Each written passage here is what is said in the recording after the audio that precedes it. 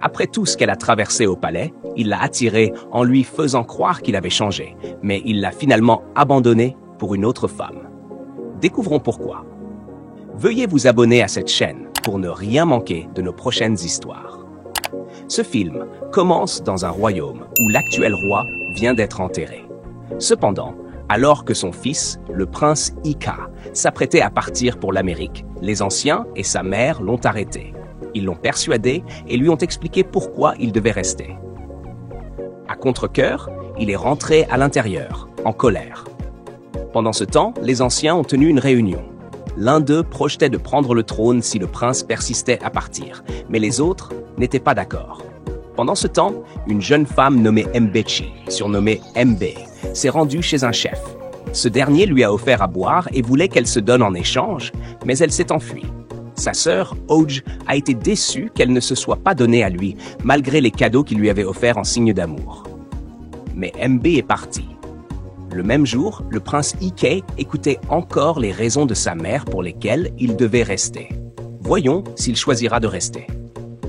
De son côté, Oj a été confrontée par le chef qui réclamait son argent parce qu'elle n'avait pas respecté sa part de l'accord. Elle s'est disputée avec lui a tenu tête, puis s'est enfuie. Quelques jours plus tard, le prince Ika accepta de devenir roi. Lorsqu'il l'annonça, il parla aussi de sa fiancée. Mais les anciens étaient contre ce choix et insistèrent pour qu'il épouse une femme de leur village.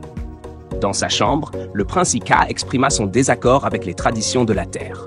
Il ne voulait pas céder ni renoncer à sa bien-aimée, Sophia. Puis, il est sorti. Le lendemain, Oj, agacé, demanda à sa sœur pourquoi elle inventait toutes sortes d'excuses pour ne pas l'accompagner chez le chef. Oj décida alors d'arrêter et partit. Plus tard dans la journée, le père d'Oj demanda à Mb où se trouvait sa fille. Elle lui mentit pour la couvrir. Mais il lui rappela que sa présence dans la maison visait à influencer positivement sa fille. Il la renvoya ensuite. Ce soir-là, le prince Ika était au téléphone avec Sophia. Elle lui expliqua les exigences de leur tradition et des gens qu'ils ne pouvaient pas ignorer malgré les projets qu'ils avaient faits ensemble.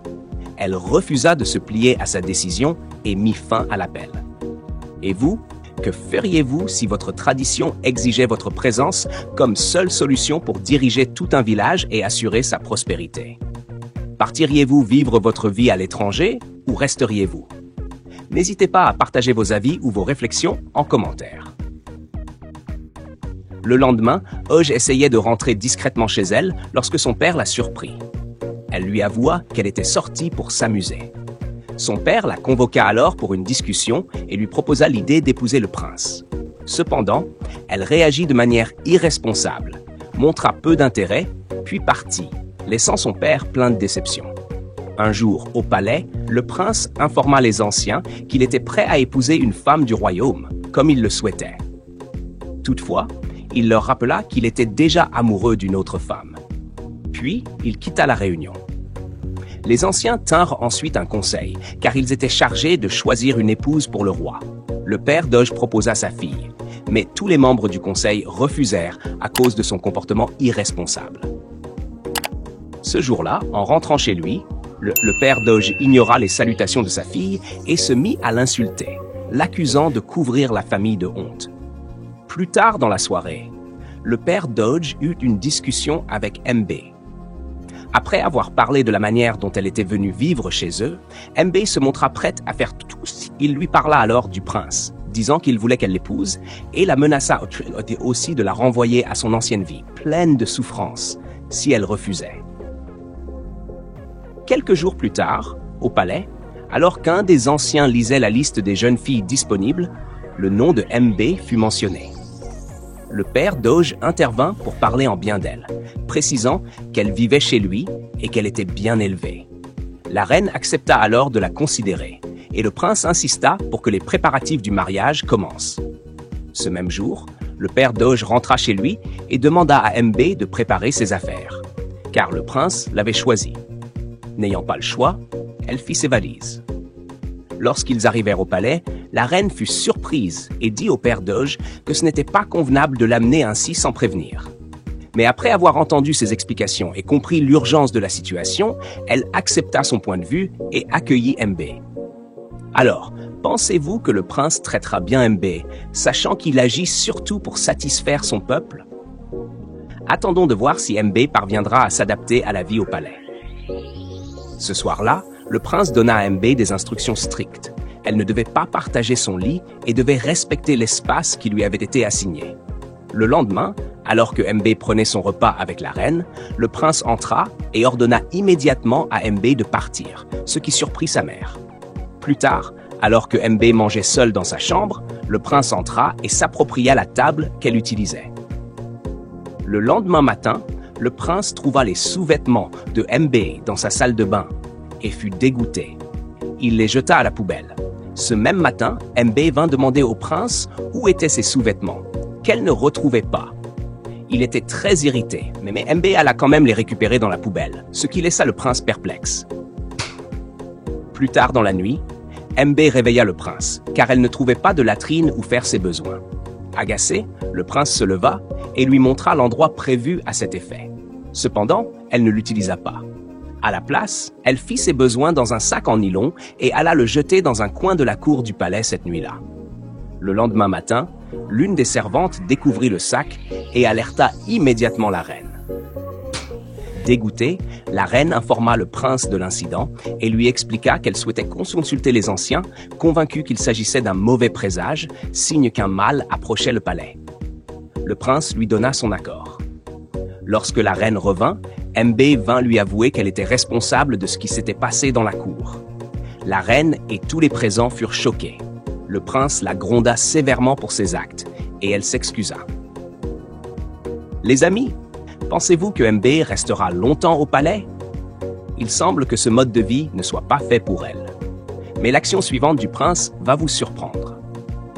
Un jour, le père Doge profitait de son temps libre lorsque sa fille entra et voulut le rejoindre. Il refusa et commença à l'insulter, la comparant à MB qui, selon lui, avait pris la bonne décision en facilitant sa propre vie.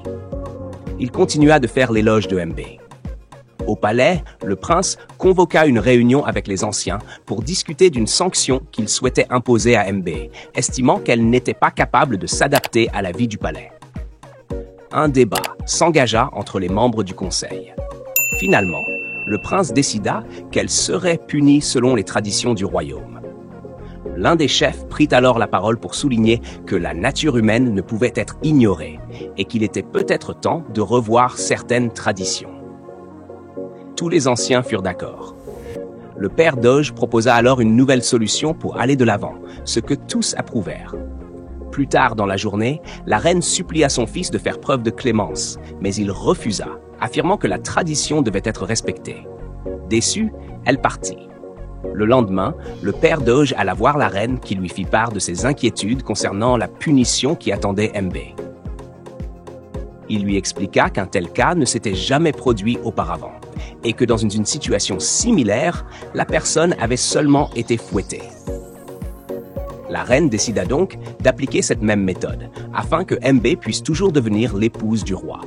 Le jour suivant, lorsque Doge apprit ce qui était arrivé à MB au palais, elle se disputa avec son père. Elle insista pour qu'il la ramène, mais il refusa, affirmant que MB avait apporté chance et prospérité à lui et à sa famille.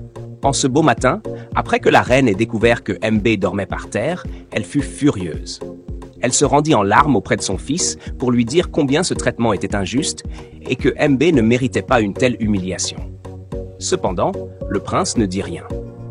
Plus tard, le prince alla confronter MB et lui dit durement à quel point elle lui était inutile. Il l'insulta, puis s'en alla. Les amis, pensez-vous que le prince s'y prend de la bonne manière? Restons attentifs, car quelque chose de grand est sur le point d'arriver. La reine, très inquiète, partagea ses préoccupations avec l'un des chefs concernant la manière dont son fils traitait MB. Le chef l'encouragea à faire preuve de patience. Une nuit, MB souffrait de fièvre et tremblait fortement.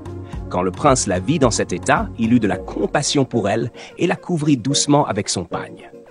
Le lendemain matin, MB se réveilla, surprise de voir que le prince s'était soucié d'elle. Ce même matin, le prince demanda aux servantes du palais de préparer un bon repas pour lui et sa future épouse. Il passa du temps avec MB et lui montra une attention inattendue. Plus tard dans la journée, le père Doge passa voir MB. Il l'encouragea et mentionna aussi le besoin de réapprovisionner la maison, ce que Mbe promit de discuter avec la reine. Cette nuit-là, alors que le prince s'était endormi après avoir bu, Mbe se leva pour aller aux toilettes. En revenant, le prince la prit dans ses bras et se coucha avec elle. Le lendemain matin, alors que Mbe s'apprêtait à partir, le prince la retint.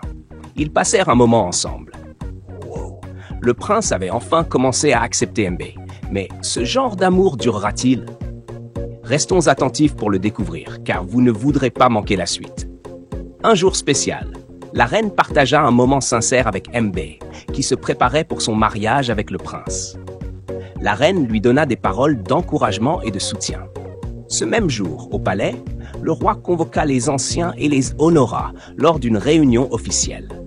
Il parla des changements dans le royaume et annonça l'abolition de certaines coutumes dépassées. Il parla ensuite avec éloge de Mbe, mais, de façon choquante, il annula le mariage à venir. Le prince déclara que son cœur appartenait à une autre femme et qu'il ne voulait pas se marier sous la pression. Sur ces mots, il mit fin à la réunion. Mbe entra dans la chambre le cœur lourd. Lorsque le roi arriva, elle fondit en larmes et le supplia, lui avouant qu'elle avait vraiment appris à l'aimer. Mais comme le cœur du prince ne l'acceptait pas, il s'éloigna simplement, la laissant pleurer de douleur et de chagrin.